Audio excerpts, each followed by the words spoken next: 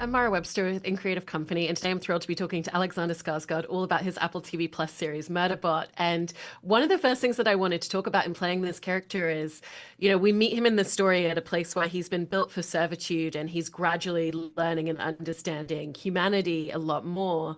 And I was interested in kind of how you found the parameters of his emotional experience and his expressions throughout, because he's also trying to conceal quite a lot, especially in those first few episodes.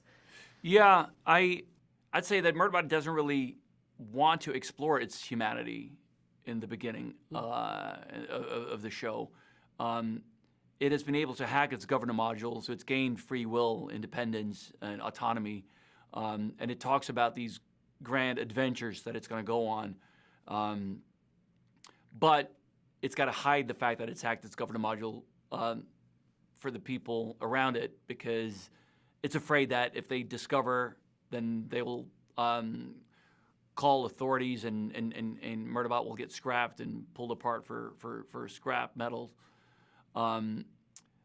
So it's about waiting for the right moment, and in doing that, Murderbot has also noticed that it can hack into the entertainment feeds and watch soap operas, and that starts a process of procrastination. It's really, Murderbot discovers that it's quite nice to just watch soap operas and and talks about these adventures that it's going to go on, but it can wait till tomorrow. But it finds itself in a situation surrounded by a bunch of humans that are quite different from the previous clients it's been assigned to protect, because these humans, Preservation Alliance, are they want to invite Murderbot into the group, and they don't treat Murderbot like a piece of a commodity, a piece of equipment like Murderbot is used to being treated. And Murderbot has no interest in that. So this whole thing of discovering its humanity is initially not of interest. It just wants to kind of leave the group and be left alone. But then slowly, over the course of the episodes, it starts to kind of reluctantly confront its own humanity, I would say. And did you find that when you were working with the scripts that having that internal dialogue, which we hear through the voiceover, was really helpful in figuring out the character? Because, it gives us all of this insight, but it also very much creates the sense of humor and kind of like the cynicism and the sarcasm, which is so much a part of Murderbot as well. Yeah, it's the inner monologue is integral to the character and the project, and there's a lot of comedy in the contrast between the Murderbot you see on screen and the way Murderbot presents itself to the world around it, and what goes on in Murderbot's head, which is way more verbose and bubbly and effervescent and expressive in a way. And Chris and Paul Weitz, the writers, showrunners, and I had the privilege of, we had over a year together before we started shooting, so we could shape and discuss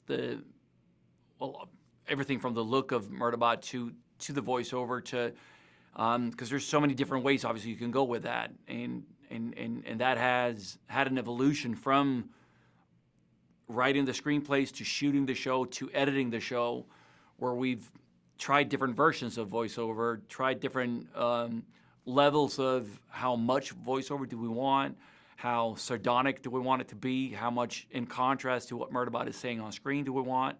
So we were fine-tuning that till the very last day before we picture locked it. We could have done that forever, it felt like, but at some point we just like, all right, we think it's good, we got to leave it now, kind of. And you bring up such a great point, though, about how Murderbot's so much more expressive with his inside voice than externally. And I feel like we also see that in your performance, and you've had to be very specific about the stoicness of Murderbot's expressions. And yet we still get so much, I think, especially like communicated through your eyes as well in your performance. How did you find that balance of, the restrictive elements of playing a character like Murderbot, but making sure that it still felt like an expressive portrayal?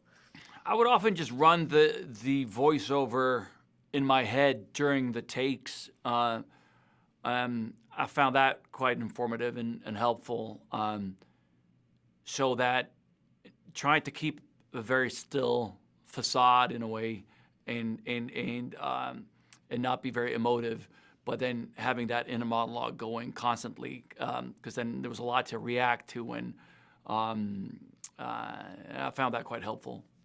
Yeah. And Murderbot also admittedly feels very uncomfortable with eye contact. And I noticed that kind of as the episodes go on and Murderbot starts to form a bit of a rapport with these humans, that, it allows itself to kind of engage in that a little bit more. But at the first, it's very distant. And so was that something that you were very consciously thinking about throughout? Oh, yeah. That my motivation the first couple of episodes was just avoid eye contact at all costs. It was just, and try whenever I can to extract myself from a situation and go back into the cargo area of the habitat or the hopper, the spaceship, so I can be left alone. That was kind of the sole motivation in the beginning, and then obviously it starts to build these relationships reluctantly with the crew members, and that changes Murderbot fundamentally. Because that idea of Murderbot very much wanting to just kind of extract from any sort of social situation also comes from the fact that it's built for observation and security and isn't used to being engaged. Very often people would utilize, one of these robots and just have them at the edge of the room watching everything. Yeah. And so how did you make sure that we really kind of felt that element of, even when he's not being engaged with, Murderbot's always watching and observing and picking up every detail in the room? Yeah, because that's what it's been created and programmed to do. Like you said, it's designed for a specific purpose, and that is security, and it's surveillance and security. So that's what it does. But then when it's gained autonomy, you can suddenly surveil with curiosity, and not only for security purposes. And it starts to do that in a way, and it starts to watch the crew members the way it's watching the rise and fall of Sanctuary Moon. It's soap opera, so it starts to kind of build this fascination and intrigue. But and I even think I say it on the show, that it's also scary, because on Sanctuary Moon I can turn it off whenever I want, and I don't have to be involved. Here, there's a lot of drama that I'm kind of intrigued by, but they pull me into it, and I don't want that. Like, I don't want to be involved. Like, I want to watch from a safe distance. And with the TV show that Murderbot loves watching, with Sanctuary Moon, there's one of the episodes where Murderbot gets to imagine what it's like to be playing one of those characters and to step into it. What was that experience of thinking, not just what would I look like stepping into this world, but what would it look like if Murderbot was playing one of these characters in its favorite show? One of the most fun days I've ever had on a set. It was because one of my best friends, Jack McBrayer, was kind enough to come up to Toronto and join Sanctuary Moon. And in that particular scene where Murderbot hallucinates and imagines itself on the show, it was an opportunity to kind of let go of that kind of stoic quality and just be silly and go big. And I just tried to really lean into the notion of Murderbot being like, I can only imagine like being a fan of something, and then suddenly you find yourself on that show or in that movie, and like, what would that look like? So I wanted Murderbot to just like be as happy as it could ever be. There's also a moment where Murderbot, in trying to create a distraction, starts singing at one point, and I thought that was really interesting to see, what does Murderbot look like when it starts singing, and how did you figure out what that was going to feel like in that scene? Well, it's singing the theme of the rise and fall of Sanctuary Moon, which obviously made perfect sense, because that's like it spends its entire spare time watching the show. What it would sound like, I had no idea. I'm on a slab, a table hanging upside down, like And then I didn't really think much about it. It just kind of came out. And you were bringing up that obviously, Murderbot spends all this time watching Sanctuary Moon and has this narrative and these stories and dramas that it loves experiencing, but all of a sudden that starts to seep into Murderbot's actual real world reality. And how did you, Chris and Paul Weitz, the creators of the show, figure out what does this look like for a character like Murderbot who has engaged in watching this sort of thing, but never imagined that it would be on its front doorstep and part of its reality? I think it's kind of a mixed bag of curiosity and fear. It's very. It's not a reluctant hero because I think it's just like it doesn't have the concept of being a hero. It just doesn't want to be involved. But then the humans that it's been assigned to protect are, and again, it now has autonomy, so it could leave, but they're so inexperienced and so naive, and they put themselves in danger constantly. And in the beginning, Murderbot is just like, well, then go kill yourself then. But then it's kind of forced to intervene and interfere and step in. And that creates frustration in Murderbot because it doesn't want to, but then subconsciously it still does.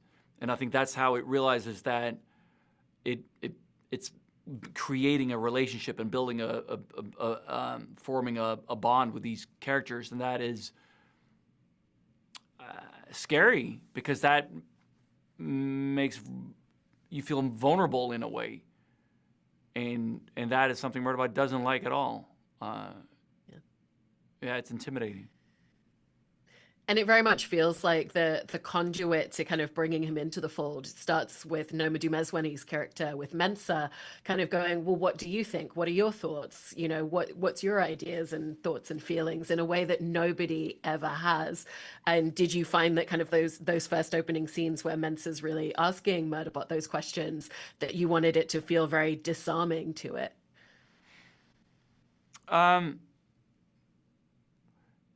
Maybe not disarming. I think I think it's just confusing. Murderbot, it doesn't understand why they would ask it those questions, because it's not programmed to answer those type of questions. It's just like it's so baffled by the whole situation, the dynamic. So for me, it was about. In those first couple of scenes, it was just about feeling exposed in a way, and also exposed in the sense that I'm also worried that they might have found out that I've hacked my governor module, and they could call the corporation that owns me, and they would just come and reboot me or wipe my memory again, or pull me apart for scrap metals. So I'm also scared about that. The fact that, do they know? Oh shit! Like maybe they're onto something here. So it's just about trying to kind of figure out how much they know, and then get away from them, back into my corner, kind of. And when it came to the costume of having that suit, Murderbot has this armor around itself, and then in playing the character, you have this literal kind of physical armor that you're wearing as a costume. How did that really help you in terms of stepping into a character like Murderbot? Well, it definitely helped with the rigidity, and I wanted Murderbot to not be stoic, but very deliberate in all its movements. There's no, and same thing with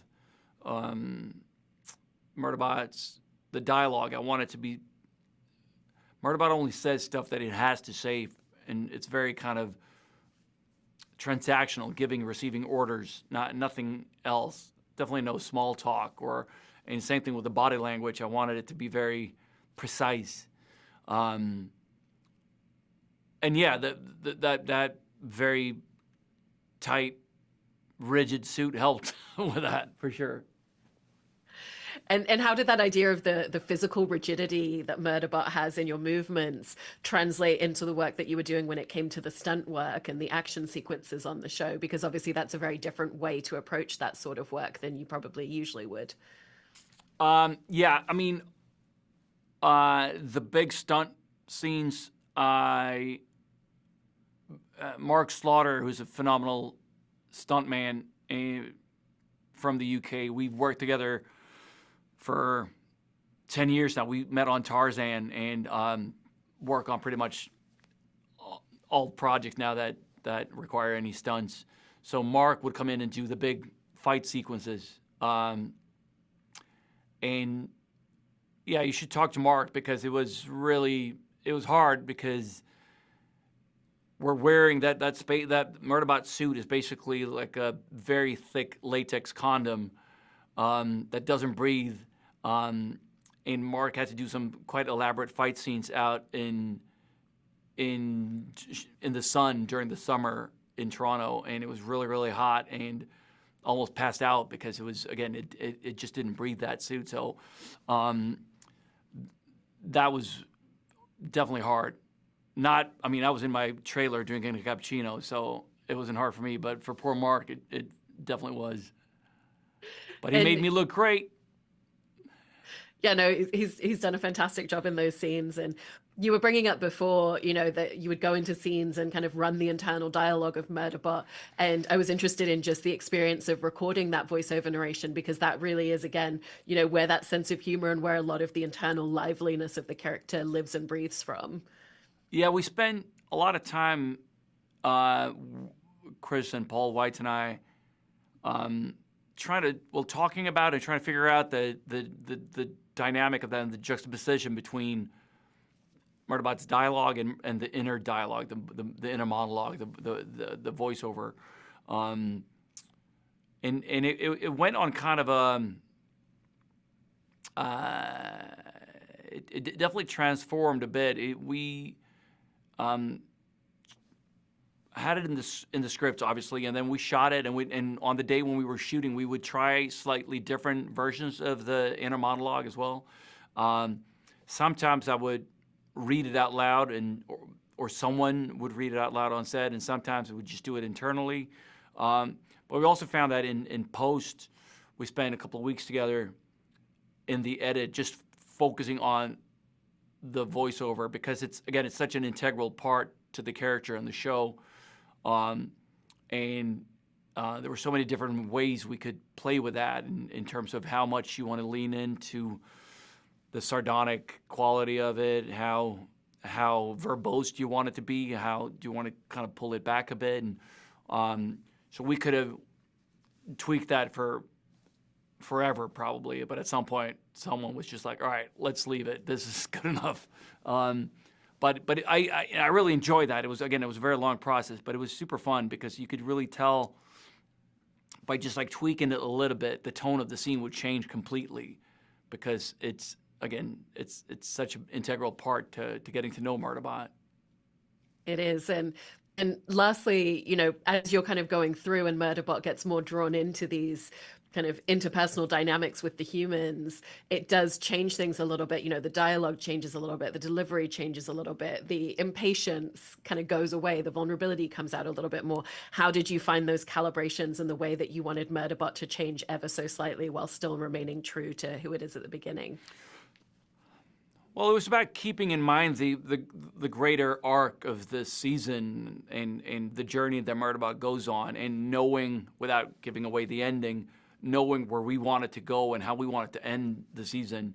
It was about carefully plotting out how these relationships would evolve to get where we wanted to get and at the end of the season.